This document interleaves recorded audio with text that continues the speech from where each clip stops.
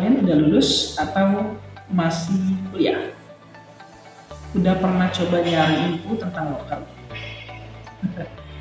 Teman-teman, tahu nggak sih, saat ini banyak perusahaan besar itu menggunakan teknologi yang kita sebut sebagai ATS atau Applicant Tracking System. Ya. Nah, di mana teknologi ini digunakan untuk menyaring CV teman-teman semuanya.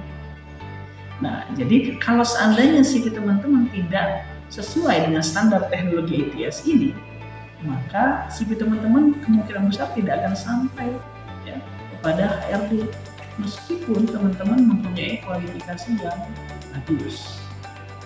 Nah, untuk teman-teman para mahasiswa dan fresh graduate yang baru aja lulus, penting banget nih tahu cara membuat CV yang friendly ATS, artinya yang ramah dengan teknologi ATS ini, yang sesuai standar ATS ini.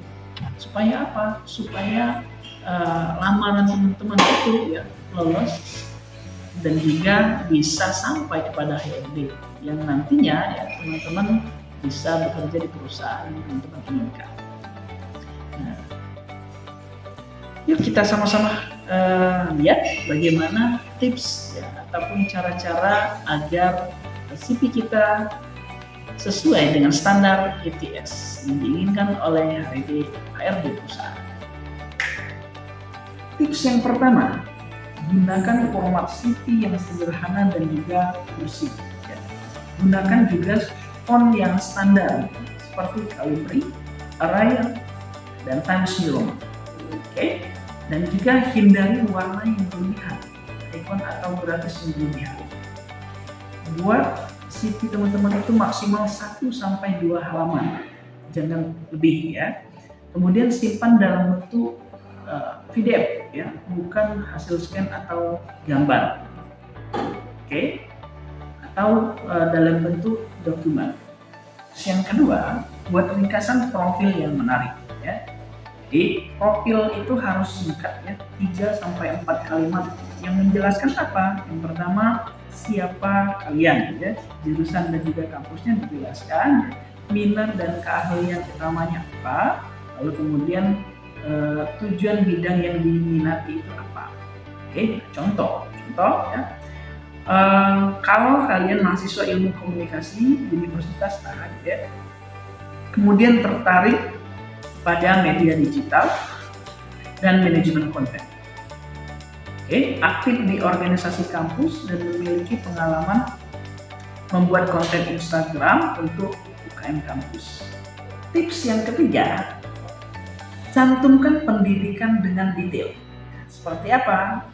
Nama universitas dan jurusannya apa, kemudian tahun masuk dan tahun keluarnya, ya, atau sedang berjalan, tentunya kalau seandainya teman-teman masih dalam posisi kuliah, ya, namun sudah mau mencari pekerjaan nantinya, ya, bisa. Ya. Kemudian IPK-nya, ya, IPK-nya silakan dicantumkan juga, gitu ya. Tapi sebetulnya IPK ini menjadi satu keterangan opsional, ya, bisa dicantumkan ataupun bisa tidak, ya, karena biasanya itu sudah tertera di bagian ijazah dan juga transkrip.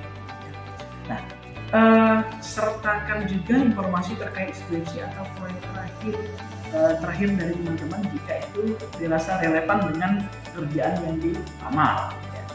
Tips yang keempat, ya, fokuskan pada pengalaman bekerjanya juga. Ya. Belum punya pengalaman kerja formal, jadi teman-teman bisa menggunakan organisasi kampus, ya, pengalaman organisasi kampusnya, kemudian pengalaman di kepanitiaan acara-acara kampus, banyak ya, kemudian kegiatan magang, kegiatan volunteer, ya, proyek-proyek yang dijalankan selama teman-teman berkegiatan di kampus, baik proyek dari kelas, dari dosen maupun proyek yang non akademik seperti itu, ya. Contoh, teman-teman pernah menjadi ketua divisi media, kemudian mengelola konten media sosial, UKM atau Ormawa, gitu ya, dengan peningkatan followers yang lumayan, itu kan jadi satu prestasi, gitu ya. Dalam sekian tahun teman-teman bisa menghasilkan berapa konten, gitu ya. Tips yang kelima, ya, tambahkan keterampilan yang teman-teman miliki, ya. keterampilan atau skill atau kemampuan yang teman-teman miliki, ya, baik skill dalam sisi akademiknya maupun yang non akademiknya, ya, karena ini penting, ya. Buat daftar keterampilan atau skill teknis, ya, dan juga keterampilan soft skillnya gitu ya, yang sesuai dengan posisi yang teman-teman ingin lamar, ya, teman-teman ingin incar. Nah, pisahkan menjadi dua kategori. Yang pertama hard skill, ya, seperti teman-teman mengerjakan pekerjaan yang office gitu ya, pekerjaan kantor menggunakan software, menggunakan komputer, menggunakan laptop, ya. Tentunya skill terkait dengan Microsoft Office, kemudian Canva, copywriting, Python, ya, dan lain sebagainya, ya. Kemudian soft skillnya ada leadership, ya, ada communication skill, ada problem solving, ya, ada time management, ya, dan ada soft skill ada banyak sekali, ya, teman-teman. Silakan teman-teman cantik. Oke, tips terakhir buat teman-teman, ya, hindari hal-hal berikut. Pertama, foto profil. Yang kedua, tabel dan desain dua kolom. Yang ketiga, icon logo organisasi atau grafik. Ketiga, paragraf terlalu panjang.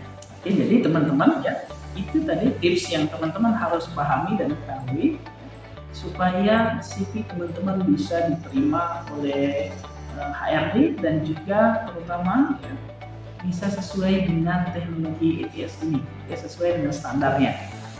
Jadi jangan biarkan CV kalian tertolak sebelum dibaca. Kemudian terapkan tips yang sudah kita jelaskan tadi, ya. Selangkah lebih dekat, ya, pekerjaan impian dimulai dari CV yang